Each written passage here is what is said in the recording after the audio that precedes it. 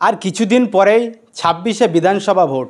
সেই বিধানসভা ভোটের আগেই ইন্ডিয়ান সেকুলার ফ্রন্ট তথা আইএসএফের প্রতিটা বিধানসভায় অবজারভার ঘোষণা করা হয়েছে। তেমনি আমডাঙ্গা বিধানসভায় অবজারভার বিশ্বজিৎ মাইতি সরাসরি তিনি আমাদের ক্যামেরার সম্মুখে হয়ে সেই বিধানসভার বিষয় কি বললেন শোনাবো। আমডাঙ্গা বিধানসভায় পর্যবেক্ষক হিসাবে আমরা বিশ্বজিৎ মাইতি। কিছু মাস পরেই বিধানসভা ভোট 2026। তার আগেই গতকাল দেখলাম ফুরফুরা শরীফে কেন্দ্র অফিস থেকে আইএসএফের প্রতিটা বিধানসভায় অবজারভার ঘোষণা করা হলো। আপনাকে দেখলাম যে আমডাঙ্গা বিধানসভার অবজারভার করা হলো, কি বলবেন? দেখুন, আমডাঙ্গা বিধানসভা বলে নয়, বিশেষ করে গতকালকে আমাদের প্রথম পর্যায়ে 81টা বিধানসভায় আমাদের অবজারভার অর্থাৎ পর্যবেক্ষণ নিয়োগ করা হয়েছে। যেহেতু 2021 সালের কথা মাথায় রেখে আমরা সংগঠনকে পুনর্গঠন করতে চাই এবং সংগঠনকে মানুষের মধ্যে আরও বিস্তার লাভ কীভাবে করা যায়, সেই ক্ষেত্রে সংগঠনকে আরও সুদৃঢ় কীভাবে করা যায় এবং মানুষের যে চাহিদা, মানুষের যে চাওয়া পাওয়া এবং বঞ্চিত মানুষের যে অধিকার, পিছিয়ে পড়া মানুষের অধিকার, সংখ্যালঘু মানুষের অধিকার এবং রাজ্য সরকার যেভাবে মানুষকে প্রতারণা করছে এবং পিছিয়ে পড়া মানুষকে যেভাবে প্রতারণা করছে এবং বেকার যুবকের কাজের অধিকার এই রাজ্য সরকার যেভাবে বেকার যুবকদের বঞ্চিত করে রেখে দিয়েছে, শুধু খেলা মেলা আর উৎসব আর মন্দির নিয়ে পড়েছে, আমরা তার বিরুদ্ধে জনমানুষের তার মানুষকে সচেতন করতে চাই এবং নারী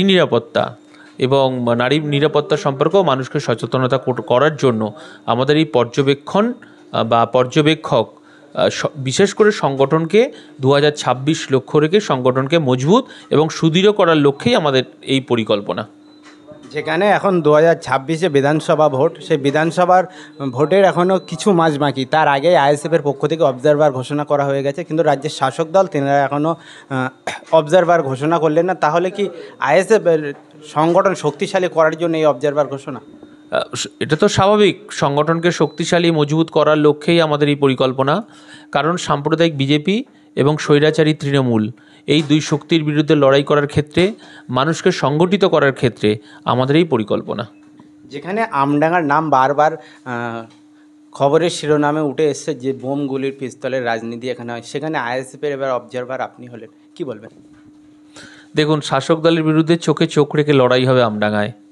এবং আমডাঙ্গার যে গরিমা ছিল, আমডাঙ্গা দীর্ঘদিনের এমএলএ ছিলেন এবং আপনারা জানেন যে দীর্ঘ বামফ্রন্ট সরকারের আমলে হাসিম আব্দুল হালিম তিনি স্পিকার ছিলেন। তিনি কমনওয়েলথের মতো জায়গায় তিনি প্রতিনিধিত্ব করেছেন এবং বিশ্ব দরবারে আমডাঙ্গার একটা ঐতিহ্য ছিল, সেই ঐতিহ্য ভুলুণ্ঠিত হয়েছে। ঐতিহ্য গরিমা 2011 সালের পর থেকে আমডাঙ্গার গরিমা ভুলুণ্ঠিত হয়েছে। সেই গরিমাকে উদ্ধার করতেই হবে, কারণ আমডাঙ্গা একটা পিছিয়ে পড়া অঞ্চল। আমডাঙ্গা আদিবাসী দলিত সংখ্যালঘু মানুষের বসবাস। সেই আমডাঙ্গা সারা বিশ্ব দরবারে প্রতিনিধিত্ব করেছে। আজকে সেই আমডাঙ্গা বোমাগুলি, পিস্তল, গাঁজা, মদ, চরস আজকে প্রত্যেকটা গলিতে গলিতে ঢুকলো কী করে? এবং তৃণমূলকে মারছে, তৃণমূলকে খুন করছে এবং তৃণমূলের যে কাকের মাংস খাচ্ছে। আমরা চাইছি যে আমডাঙ্গা তার পুরনো গরিমা ফিরে পাক। হাসিম আব্দুল হালিমের যে আমডাঙ্গা ছিল, সেই আমডাঙ্গার সংস্কৃতি, আমডাঙ্গার ঐতিহ্য, আমডাঙ্গার গরিমাকে পুনরুদ্ধার আমাদের করতেই হবে। আমরা দেখেছি বারবার ভোট আসলেই আমডাঙ্গা উত্তপ্ত একটা পরিস্থিতি থাকে বারবার, কিন্তু সেই আবার খুনের রাজনীতি আমরা দেখতে পাচ্ছি পশ্চিমবাংলায় হচ্ছে। যখনই ইলেকশন আসছে, লোকসভা বলেন, বিধানসভা বলেন এবং পঞ্চায়েত বলেন, পুলিশে দেখতে পাই যে নিরপেক্ষ, ওরা যেন কি বলবো, যে নিরপেক্ষ থাকে, ওদের যেন কিছু করার থাকে না, এরকমই শাসকের কাছে। আমডাঙ্গায় প্রত্যেকটা বুথ থেকে বোমাগুলি, পিস্তল প্রশাসনকে উদ্ধার করতে হবে। তার জন্য আমাদের যত দূর যেতে হয় আমরা তত দূর যাব। আমডাঙ্গাকে বোমা মুক্ত করব, আর ওই পিস্তল আগ্নেয়াস্ত্র মুক্ত করব। আর জনসাধারণ যদি এই কাজে যতটা পারি আমরা নিযুক্ত করব। পুলিশ প্রশাসন যদি এই কাজে ব্যর্থ হয়, মানুষ তার গণতান্ত্রিক পদ্ধতিতেই আইন হাতে তুলে নিতে বাধ্য থাকবে। প্রথমে পুলিশ প্রশাসনকে বলবো যে আমডাঙ্গায় বোমা মজুত আছে, বোমা উদ্ধার করতে হবে। যখন মানুষকে খুন করছে, তৃণমূলকে খুন করছে, সারা জীবন কি জমি দখল আর মাটি বিক্রি, সিন্ডিকেট, দালালি সারা দিন এবং সারা রাত কি সাধারণ মানুষ ভুক্তভোগী হবে? সাধারণ মানুষ হাতে আইন তুলে নেওয়ার আগে আমরা চেষ্টা করব পুলিশ প্রশাসন যাতে আমডাঙ্গায় বোমাগুলি উদ্ধার করে, সেই প্রচেষ্টা নিরন্তর আমরা ইন্ডিয়ান সেকুলার ফ্রন্ট আইএসএফের পক্ষ থেকে করে যাব। আমরা দেখে এসেছি এতদিন যে খুন হয়েছে, খুন খারাপি যা হয়েছে এক পক্ষ থেকে আরেক পক্ষ, কিন্তু এখন খুন খারাপ হচ্ছে তৃণমূল কংগ্রেস এবং তৃণমূল কংগ্রেসের নেতা এবং কর্মীদের কি খুন করছে। আমাদের ইন্ডিয়ান সেকুলার ফ্রন্টের পক্ষ থেকে আবেদন, তৃণমূল যারা ভাইরা আছেন তারা হয়তো তৃণমূলটাকে ভালোবেসে করেন, কিন্তু ভাগ বাটোয়ারা রাজনীতি এবং সিন্ডিকেটের রাজনীতি এবং ভাগ বাটোয়ারা করতে গিয়ে যে খুন খারাপি এবং গুলিগোলার যে রাজনীতি চলছে আমডাঙ্গায়, সেটাকে বন্ধ করতে হবে। এবং সেই বন্ধ করার জন্যই ইন্ডিয়ান সেকুলার ফ্রন্ট আমরা আগে থাকতে বিভিন্ন জায়গায় অবজারভার নিয়োগ করেছি, যাতে আমরা মনিটরিং করে বোমা উদ্ধার করতে পারি, বোমাগুলি পিস্তল উদ্ধার করতে পারি এবং আমডাঙ্গাতে শান্তি ফিরিয়ে আনি। সেই কাজটা আমরা প্রথম পর্যায়ে করব। যাদেরকে এই অবজারভার হিসেবে ঘোষণা করা হয়েছে তারাই কি 26শে বিধানসভা ভোটে প্রতিদ্বন্দ্বিতা করবেন? না, তার মানে এটা নয়। দেখুন, আমাদের আমডাঙ্গার সংগঠনটাকে গড়ে তোলার ক্ষেত্রে বা এই 81টা বিধানসভায় আমরা যে অবজারভার নিয়োগ করেছি, সংগঠনটাকে শক্তিশালী করার জন্য, সংগঠনকে সুদৃঢ় করার জন্য আমরা এই কাজটায় হাত দিয়েছি।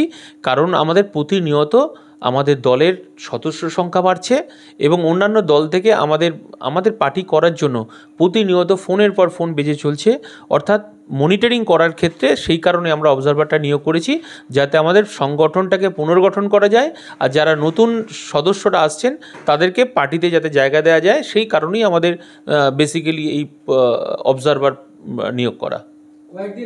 কয়েক মাস আগে এখানে আমরা বিশেষ করে অন্য একজন অবজারভার ছিল, কিন্তু হঠাৎ করে কেন্দ্রীয় অফিস থেকে আমরা দেখুন, আমরা এরকম কোনো ব্যাপার নয়, এরকম কোনো সমস্যা নয়, এরকম কোনো ব্যাপারও নয়। বিষয়টা হচ্ছে আমাদের যেখানে যাকে প্রয়োজন আমাদের সেখানে তাকেই নিয়োগ করা হয়েছে। এবং কারণ যে মাটিটাকে যার বেশি পরিচিত তাকে সেখানে সেইভাবেই আমাদের দেওয়া হয়েছে। কারণ আমডাঙ্গা আমার বাড়ি, আমডাঙ্গায় কাছাকাছি যাতায়াতের ক্ষেত্রে একটা সমস্যা হওয়ার কথা নয়। সেই কারণেই আমডাঙ্গাটা দেখার ক্ষেত্রে দেখছি। সেই ক্ষেত্রে আমি পার্টির জেনারেল সেক্রেটারি, আমাকে 294টা বিধানসভাতেই আমাকে দেখভাল করতে হবে। পশ্চিমবঙ্গের রাজনীতিতে দেখা যাচ্ছে আইএসএফ এখন ঊর্ধ্বমুখী ফল, এই ঊর্ধ্বমুখী ফলের দিকে লক্ষ্য রেখে আমডাঙ্গাকে নির্বাচিত করার জন্য আপনাকে কি নাম প্রস্তাবিত করতে পারে এমনটি মনে করছেন? আপনি যেখানে দ্বিতীয় ম্যান, আপনি চাইলে তো এখানে প্রতিদ্বন্দ্বিতা করতেই পারেন। দেখুন, এটা সম্পূর্ণ তো পার্টির নিজস্ব তার দলীয় ব্যাপার। এখন আমাদের ব্যক্তির কোনো মর্যাদা নেই, ব্যক্তির কথার কোনো মর্যাদা নেই। আমাদের দলগত সিদ্ধান্ত, পার্টির সিদ্ধান্তই আমাদের কাছে চূড়ান্ত। এখন পার্টি যদি মনে করে যে বিশ্বজিৎ মাইতিকে কোথাও নির্বাচনের লড়াই করানো যাবে, তাহলে পার্টি যদি সিদ্ধান্ত নেয় সেই সিদ্ধান্ত মাথা পেতে নিতে হবে। যেমন পার্টির সিদ্ধান্ত নিয়েছে যে আমডাঙ্গায় পর্যবেক্ষক হিসেবে কাজ করতে হবে, সেই দায়িত্ব মাথা পেতে নিয়েছি। এবং পার্টি যদি মনে করে যে কোনো বিধানসভায় বিশ্বজিৎ মাইতিকে কাজে লাগানো যাবে, তাহলে সেখানে পার্টি, আমি যদি মনে করি আমার যদি শরীর সুস্থ থাকে, স্বাভাবিকভাবে নির্বাচনের লড়াই